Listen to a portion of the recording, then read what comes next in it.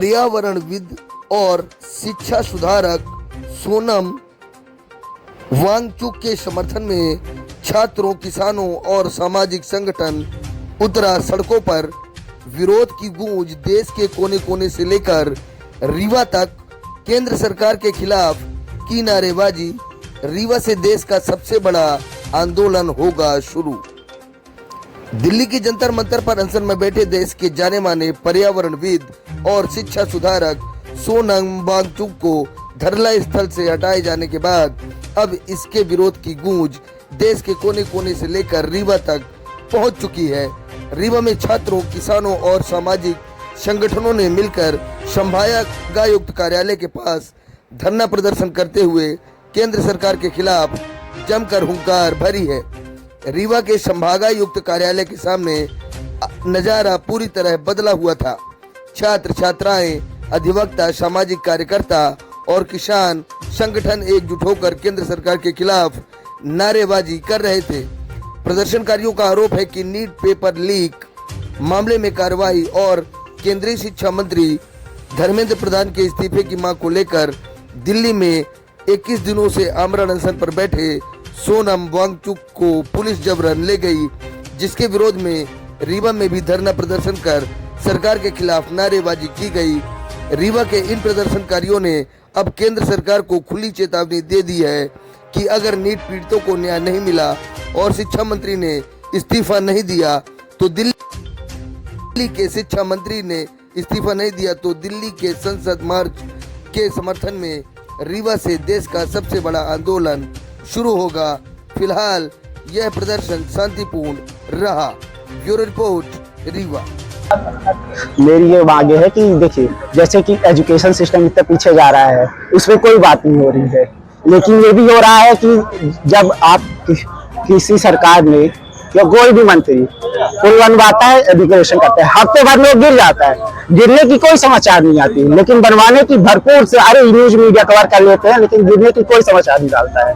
तो इसका क्या मतलब हो गया कि वो गोदी में गिर। ये भी होता है कि जब 2 साल पहले, 1 साल पहले हमारी इकोनॉमी चौथे नंबर पर चली गई थी, तो ऐसा था कि सारी न्यूज मीडिया कवर कर रहे थे कि हमने जापान को पीछे छोड़ दिया, इसको पीछे छोड़ दिया, लेकिन अब वो 6वें 7वें नंबर पे आ रही है, तब ये कोई कवर नहीं करना चाहता कि हम लोग पीछे जा रहे हैं। आप ये भी बताओ तो हम लोग आगे जा रहे हैं, तो ये भी तो बता रहे हैं कि दम रखो कि हम पीछे जा रहे हैं।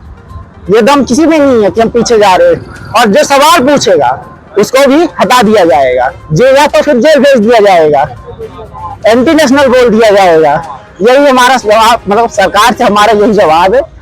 सवाल है कि पूछा जाए और हमसे पूछा जाए युवाओं को क्या चाहिए, वरना ये 4 लोग बैठ के जो नीति बनाते हैं उनका कोई अर्थ नहीं है।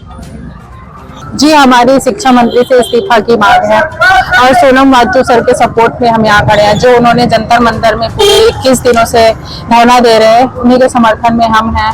जिस तरह से सरकार ने उन्हें जबरदस्ती उनका हंगर स्ट्राइक तोड़ाने की कोशिश की है, तो उसी के पक्ष में हम लोग हैं कि उनकी हंगर स्ट्राइक ना तोड़वाई जाए, बल्कि सरकार अपनी जवाबदेही दे, इस्तीफा दिलवाए शिक्षा मंत्री से और शिक्षा में सुधार लाए और पेपर लीक जैसी समस्याओं को दूर करे। स्टूडेंट हूँ, मेरा भी पेपर लीक हुआ है और पिछले 7 सालों में कई पेपर लीक हुए हैं, 70 पेपर लगभग लीक हुए हैं। तो जिस तरह से पेपर लीक हो रहे हैं, छात्रों के भविष्य के साथ नाइंसाफी हो रही है। वो इतनी मेहनत करते हैं और एक दिन मिनटों में पेपर लीक जैसी समस्या उनके मेहनत में पानी फेर देती है। तो सरकार को इस पर जवाबदेही देनी चाहिए और इस तरह की समस्याओं पर रोक लगानी चाहिए। और हमारा सबसे बड़ा यही है कि शिक्षा मंत्री इस्तीफा दे। और जैसा कि सोनम सर ने बोला है कि ये हमारे आंदोलन की शुरुआत है और ये सरकार की जवाबदेही की शुरुआत है। ये हमारा किसी दल के लिए नहीं है कि हमारा किसी नेता के खिलाफ है, नहीं, ये स्टूडेंट्स के लिए है। और हमारा ये भी है कि सरकार की जवाबदेही देना शुरू करे। जिस तरह से ये सरकार पिछले कई मामलों में जवाबदेही नहीं दे रही है, तो हम चाहते हैं अब वो जवाबदेही देना। और मैं इस धरने में बैठी हूँ ताकि शिक्षा में बदलाव आए। तो जैसे अभी बहुत सारे स्टूडेंट्स के सुसाइड हो गया है नीट पेपर लीक के कारण, वो स्टूडेंट्स अपने 17 साल पहले उन्होंने 12th कंप्लीट किया, उसके बाद एक साल में उन्होंने तैयारी की, किसी का 2 साल हो गया होगा, क्या किसी का 3 साल हो गया, किसी का अगर वो निम्न वर्ग से आते हैं तो उनका आखिरी साल भी रहा होगा। वो चाहते कि इस बार अगर मैंने बहुत मेहनत की है, मैं इस बार बहुत मेहनत करके इस बार पेपर क्रैक करूंगा, मगर अगर उनके नंबर अच्छे आए रहे होंगे मगर वो पेपर लीक हो गया, जिससे उनका मनोबल कितना टूट गया होगा, उनके फैमिली वाले भी बहुत दुखी हो गए होंगे, तो इस कारण से उन्होंने सुसाइड किया। और इसकी जवाबदेही सरकार नहीं दे रही है, बस वो कह देती है कि हम 2 लाख मुआवजा दे देंगे, 3 लाख मुआवजा दे देंगे। इससे सरकार पेरेंट्स को क्या समझा रही है, क्या समझ नहीं आ रहा है, ना वो कुछ बता रही है, ना शिक्षा व्यवस्था में कोई चेंजेस कर रही है, कुछ नहीं कर रही है। ऐसे ही बहुत सारे जब हॉस्पिटल में अभी हो गया था यूपी में कि बच्चे मतलब डेथ हो गई थी छोटे बच्चों की, उसमें भी सरकार ने बस ये मुआवजा दे दिया था और जवाबदेही कुछ नहीं ली थी।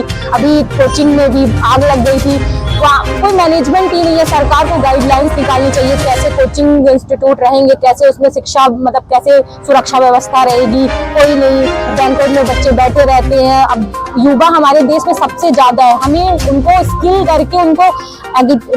करके उन्हें आगे बढ़ाना है, बट हमारे देश में युवा को पढ़ाई से तो बहुत ही दूर कर दिया जा रहा है, क्योंकि इतनी गंदी शिक्षा नीति है जिससे हम उनको आगे नहीं कर पा रहे। एक तो ड्रॉप आउट बहुत हो रहे हैं, चाहे प्राइमरी सेक्शन से लेके सेकेंडरी हायर सेकेंडरी में भी देख लीजिए ड्रॉप आउट इतने ज्यादा है कि जो छोटे बच्चे वो आगे तो बढ़ ही नहीं पा रहे हैं।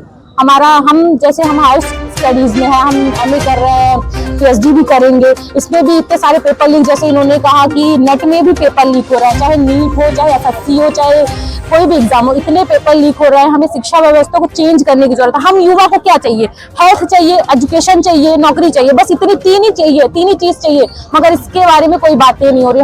हम स्टूडेंट सुसाइड कर रहे हैं, उसमें भी कोई बातें नहीं हो रही है। इतना मेंटल ट्रोमा है स्टूडेंट्स को, उसमें भी कोई बातें नहीं हो रही है। मेंटल एजुकेशन तो सरकार ला ही नहीं रही है, पता नहीं क्या चल रहा है, बस यही कहने का।